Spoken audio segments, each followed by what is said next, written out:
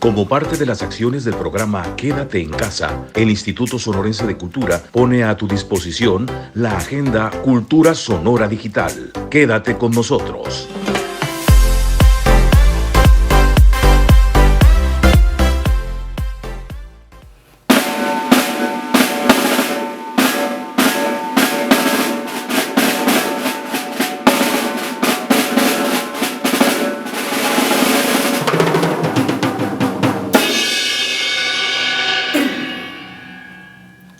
¿Qué tal? ¿Cómo están?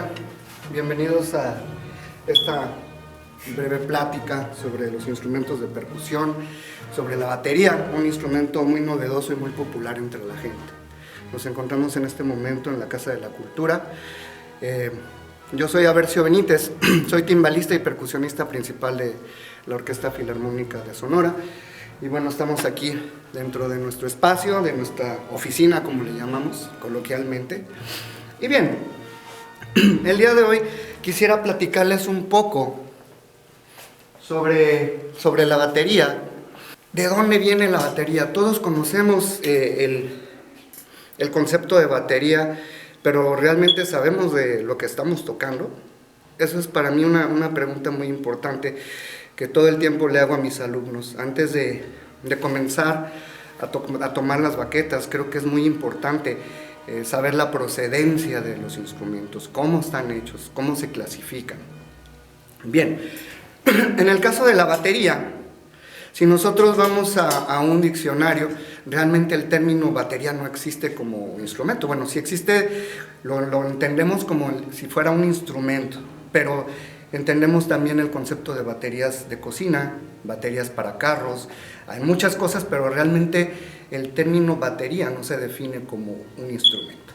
Si bien hablamos de baterías de cocina, entonces tenemos el entendimiento que la batería es la unión o la conjunción de varias cosas, sartenes, ollas. En el caso de la percusión, la batería es la unión de varios instrumentos de percusión interpretados por una sola persona.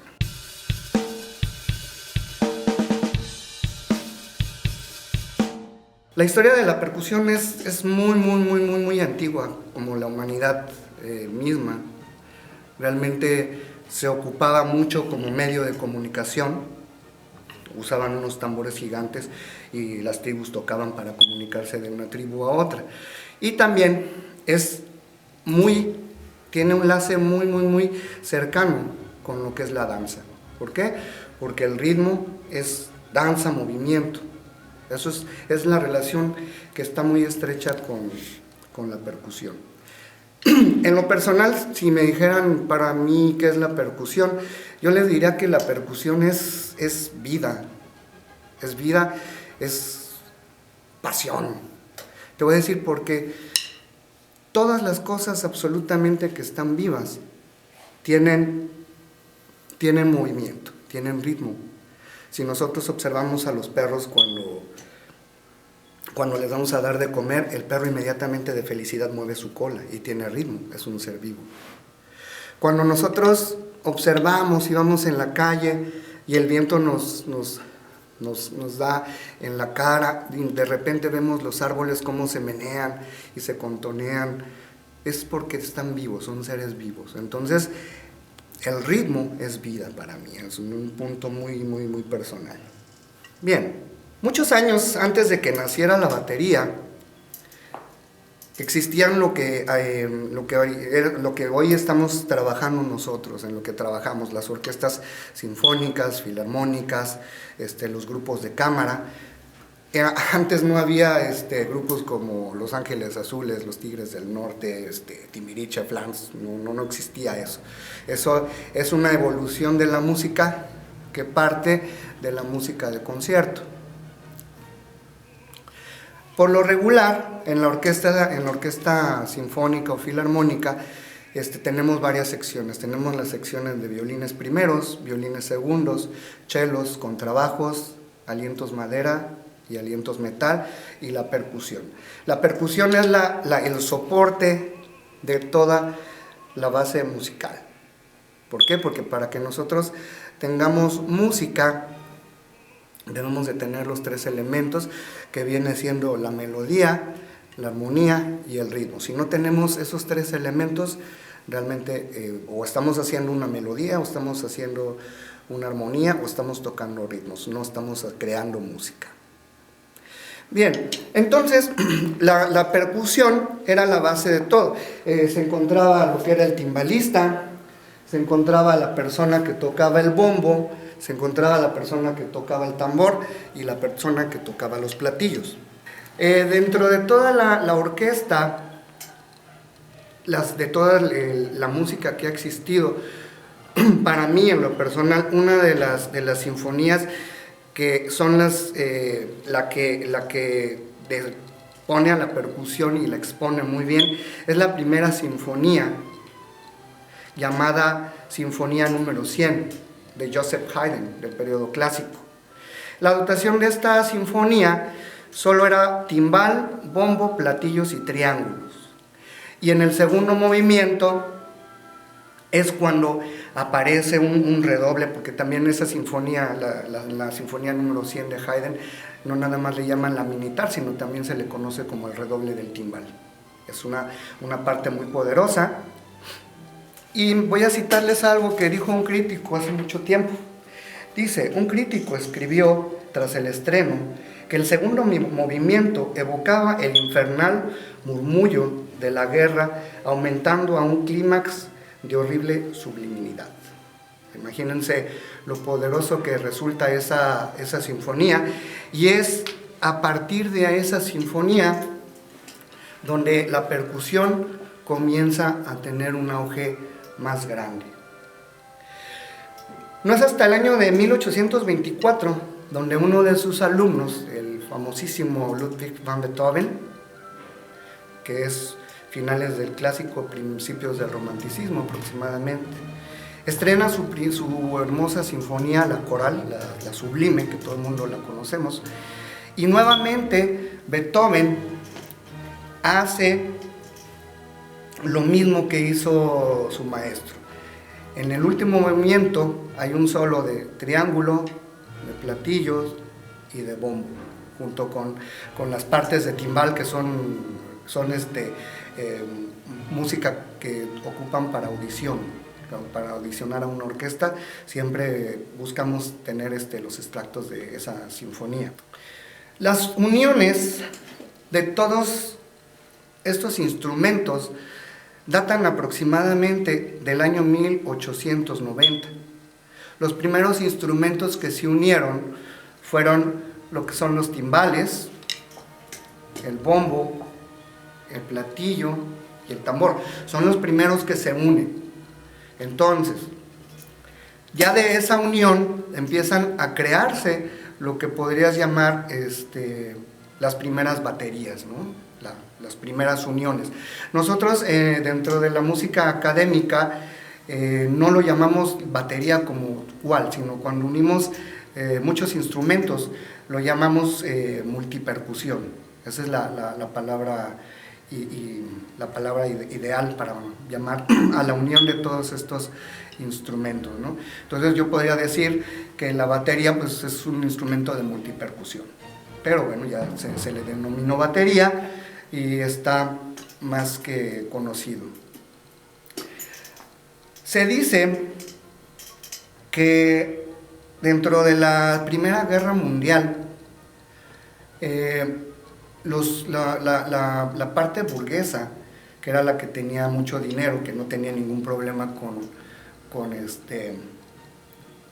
las guerras, ellos hacían fiestas, contrataban pequeños grupos, pequeñas orquestas para amenizar sus fiestas. Pero en tiempo de guerra, de decesos de personas, cuando querían, en vez de contratar una orquesta con 4 percusionistas, 5 percusionistas, pues preferían contratar a violines y flautas, y ahorita sigue siendo el mismo caso. Nos tienen un poco relegados. Entonces, ¿qué es lo que pasa? Los percusionistas son los que son más afectados en esa parte. Entonces, ellos son los que los relegan un poco y contratan a otros músicos. Entonces, ¿qué es lo que pasa? por esa necesidad de trabajo, el percusionista comienza a hacer las uniones de esos instrumentos. ¿Para qué? Para que él pudiera entrar a tocar y pudiera ganar dinero. Les voy a contar algo muy bonito. En 1910, Wilhelm F. Ludwig, que nació en el Imperio Alemán, él fue el primer creador del pedal para batería.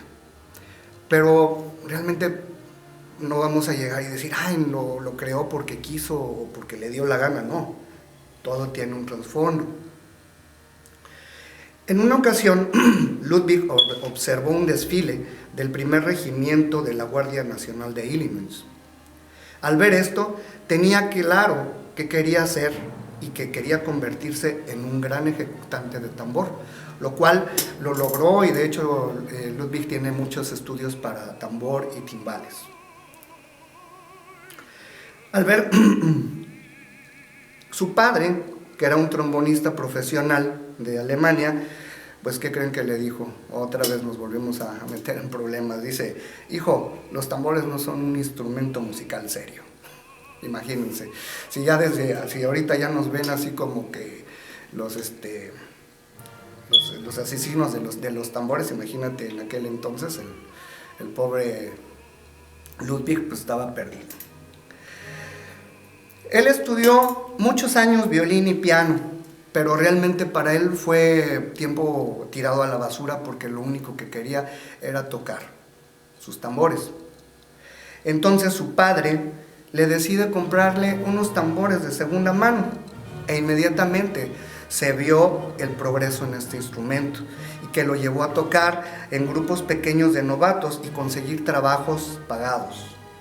Ya como baterista, en 1908, Ludwig decide diseñar su propio pedal de madera, capaz de crear tiempos más rápidos sin pérdida de fuerza o volumen.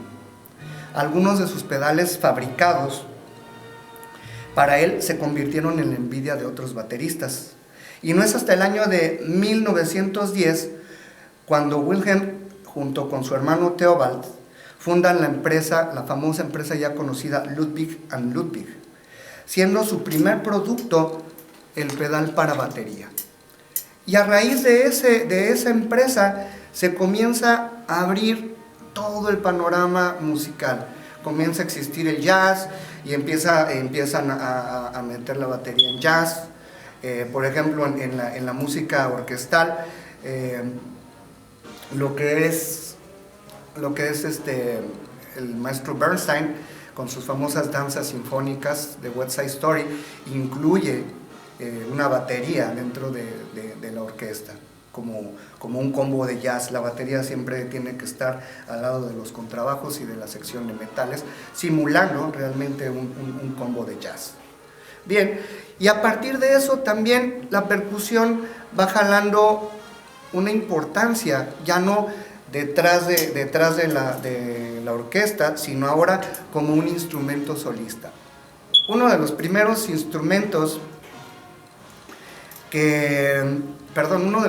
conciertos más bien, que fueron ejecutados donde el timbal, donde la multipercusión se pone enfrente, es el concierto para percusión y orquestas de Darius Milhaud. Pues bien, espero que esta pequeña charla le haya sido de su interés para ustedes. A nombre de la Orquesta Filarmónica de Sonora, del mío propio, Avercio Benítez, les damos las gracias y por favor, una recomendación: quédate en tu casa. Estamos viviendo una situación imprecedente que no habíamos visto jamás, en mi vida tampoco me había tocado esto, pero por favor quédate en tu casa, sigue todos los protocolos, limpia tu casa, lávate las manos, usa gel. Y bueno, terminando esto, esperemos que pronto los veamos aquí, nos veamos la cara. Si tienen alguna duda pueden acercarse conmigo con mucho gusto al final de los conciertos. Recuerden, soy Aversio Benítez, timbalista y percusionista principal de la Filarmónica de Sonora. Hasta luego.